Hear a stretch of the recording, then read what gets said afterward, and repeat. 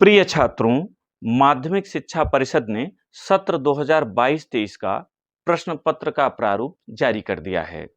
इसके अनुसार इस वर्ष जो प्रश्न पत्र आपको मिलेगा वह दो खंडों में विभाजित होगा। खंड अ बहुविकल्पी प्रश्नों का होगा और खंड ब वर्णनात्मक प्रश्नों का होगा। खंड अ में 20 अंक निर्धारित हैं, अर्थात 20 बहुविकल्पी प्रश्न होंगे। प्रत्येक के 4 विकल्प होंगे। सही उत्तर को आपको OMR शीट पर रखना होगा। ये 20 प्रश्न किन किन बिंदुओं पर आएंगे इसे देख लीजिए। हिंदी गद्य के विकास का संक्षिप्त परिचय, यानी हिंदी गद्य साहित्य का इतिहास, भारतेंदु और द्विवेदी युग, दो युग आपके यहाँ हैं। इन पर आधारित 4 प्रश्न दिए जाएंगे। प्रत्येक 1 अंक के होंगे। इस तरह से 4 अंक इसके लिए निर्धारित हैं।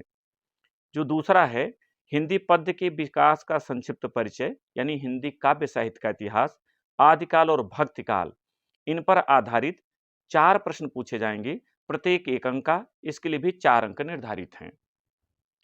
काव्य सौंदर्य के तत्व पर 3 प्रश्न पूछे जाएंगे बहुविकल्पी और प्रत्येक 1 अंक का होगा। इसके लिए 3 अंक निर्धारित हैं। किस पर पूछे जाएंगे? रस छंद अलंकार पर। तो रस, श्रृंगार एवं वीर, इसकी परिभाषा, उदाहरण और पहचान, किसी पर आधारित 1 प्रश्न पूछा जाएगा। छंद में चौपाई एवं दोहा, इनका लक्षण और उदाहरण, यानी इनकी परिभाषा और उदाहरण से संबंधित कोई एक बहुविकल्पी प्रश्न। और अलंकार में अनुप्रास, यमक, श्लेष, इनकी परिभाषा, उदाहरण या पहचान पर आधारित एक बहुविकल्पी प्रश्न पूछा जाएगा। चौथा आपका व्याकरण से संबंधित है और व्याकरण पर कुल 5 अंक आपको मिलेंगे। 5 बहुविकल्पी प्रश्न हैं, प्रत्येक 1 अंक का, कुल 5 अंक का। व्याकरण है क्या? हिंदी व्याकरण था शब्द रचना, वर्तनी तथा विराम चिन्ह, शब्द रचना, तद्भव, तत्सम, विलोम, पर्यायवाची, समास, अव्ययी भाव, इन पर आधारित 5 बहुविकल्पी प्रश्न आएंगे। प्रत्येक 1 अंक का होगा। संस्कृत व्याकरण में 4 अंक के बहुविकल्पी प्रश्न, यानी 4 बहुविकल्पी प्रश्न आएंगे। प्रत्येक 1 अंक का होगा। संधि, गुण संधि पर, शब्द रूप राम और हरि और धातु रूप गम, भू, क्री, इन पर आधारित 5 लकार, लट, लोट, विधिलिंग, लंग तथा लेट लकार।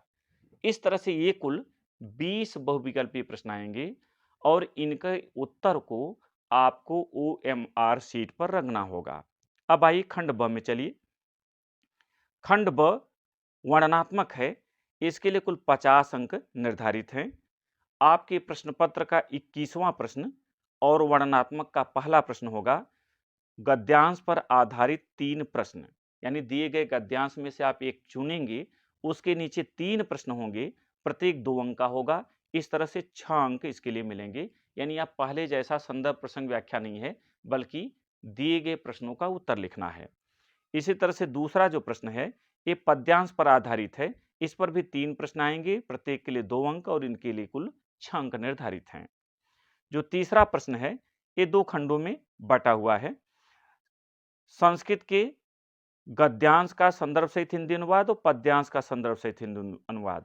तो क में गद्यांश का संदर्भ सहित हिंदी अनुवाद लिखना है। इसके लिए 4 अंक हैं, यानी 1 अंक संदर्भ के लिए, 3 अंक अनुवाद के लिए। और ख में पद्यांश का संदर्भ सहित अनुवाद लिखना है। तो आपको किसी एक पद्यांश को चुनना है, उसका संदर्भ लिखेंगे तो 1 अंक मिलेगा और अनुवाद करेंगे तो 3, कुल के लिए 4। इस तरह से 4-4 अंक अब दोनों करने होंगे। जहां आप केवल संस्कृत में गद्य या पद्य में से कोई एक करते थे, अब दोनों आपको करना है और दोनों के लिए 4-4 अंक अलग अलग निर्धारित हैं। 5वां प्रश्न एकांकी से प्रश्न आएगा। इसके लिए 5 अंक निर्धारित हैं। एक प्रश्न आपको चुनना होगा एकांकी पर आधारित और उसी के उत्तर को लिखना होगा। जो 5वां प्रश्न है वो निर्धारित पाठ के लेखक एवं कवियों का जीवन परिचय एवं रचनाएं हैं, यानी 4-4 अंक इसके लिए निर्धारित हैं। 8 अंक, 4 अंक लेखक के लिए और 4 अंक कवि के लिए। तो 3 अंक का जीवन परिचय होगा और 1 अंक रचना के लिए होगा। तो आपको जीवन परिचय और रचना भी लिखनी है। अभी तक परंपरा ये थी कि जीवन परिचय और कोई एक रचना लिखनी होती थी, लेकिन ऐसा प्रतिबंध इन्होंने नहीं दिया, तो आप एक से भी अधिक रचनाओं का नाम लिख सकते हैं। छठा, एक श्लोक आपको लिखना है जो प्रश्न पत्र में नया आया हो, लेकिन आपके ही पाठ्यक्रम का हो, संस्कृत खंड का हो, तो आपको श्लोक याद कर लेने हैं। इसके लिए 2 अंक निर्धारित हैं। तो कम से कम 3 श्लोक याद करिए, ताकि 2 प्रश्न पत्र में आ जाएं तो तीसरे वाले को आप लिख सकें। 7वां प्रश्न, संस्कृत के पाठों पर आधारित 2 प्रश्नों का संस्कृत में उत्तर देना है। यानी संस्कृत के जो पाठ हैं उन पर आधारित 3 या 4 प्रश्न पूछे जाएंगे, उनका आपको संस्कृत में ही उत्तर देना होगा। 2 देना है आपको और दोनों के लिए 2-2 अंक, कुल 4 अंक इसके लिए निर्धारित हैं।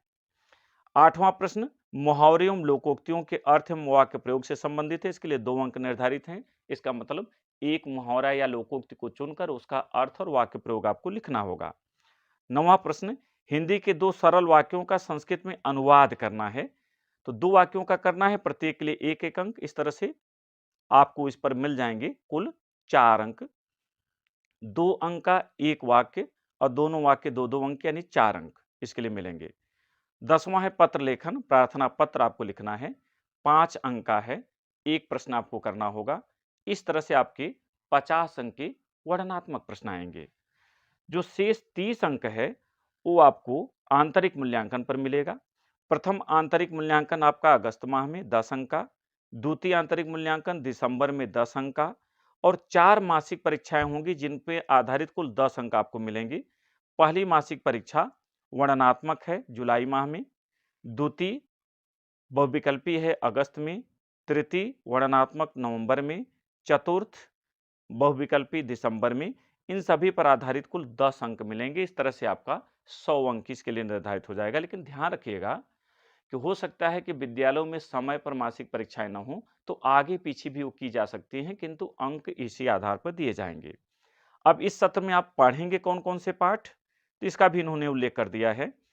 मंत्र, गुरु नानक देव, गिल्लू, निष्ठा मूर्ति कस्तूरबा, तोता, सड़क सुरक्षा में यातायात के नियम, ये पाठ पढ़ेंगे आप गद्य में। काव्य में क्या पढ़ेंगे, तो कबीर की साखी, मीराबाई की पदावली, रहीम का दोहा, जयशंकर प्रसाद पुनर्मिलन, सूर्यकांत त्रिपाठी निराला दान, मैथिलीशरण गुप्त पंचवटी, हरिवंश राय बच्चन पथ की पहचान और संत रैदास प्रभुजी तुम चंदन हम पानी। इतने पाठ और यही कविताएं आपको पढ़नी हैं। संस्कृत खंड में वंदना, पुरुषोत्तम राम, सुभाषितान, परमहंस रामकृष्ण, कृष्ण गोपाल नंदन, ये पाठ आपको पढ़ने हैं। एकांकी में दीपदान और लक्ष्मी का स्वागत, केवल ये 2 एकांकी आपको पढ़नी है। जो 30% पाठ कम किया गया है उसका भी उल्लेख इन्होंने कर दिया है। गद्य में बात, स्मृति और ठेले पर हिमालय, ये तीनों नहीं रहेंगे। काव्य में भारतेंद्र हरिश्चंद्र का प्रेम माधुरी, नागार्जुन का बादल को घिरते देखा, सोहनलाल द्विवेदी का उन्हें प्रणाम, केदारनाथ अग्रवाल का अच्छा होता सितार संगीत की रात और श्री मंगल सिंह सुमन का युगवाणी। इतना पाठ्यक्रम आपका हटा दिया गया है। संस्कृत खंड की बात करें तो सदाचार और सिद्धि मंत्र, ये 2 पाठ नहीं रहेंगे। एकांकी में व्यवहार, सीमा रेखा और नए मेहमान, ये 3 हटा दिए गए हैं।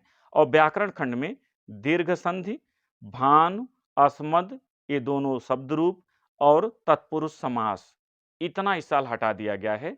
शेष पाठ्यक्रम आपको पढ़ना है। मुझे उम्मीद है कि आपने इसे अच्छी तरह समझ लिया होगा और इसके आधार पर आप अपनी तैयारी करेंगे और बेहतर अंक प्राप्त करेंगे। बहुत बहुत धन्यवाद।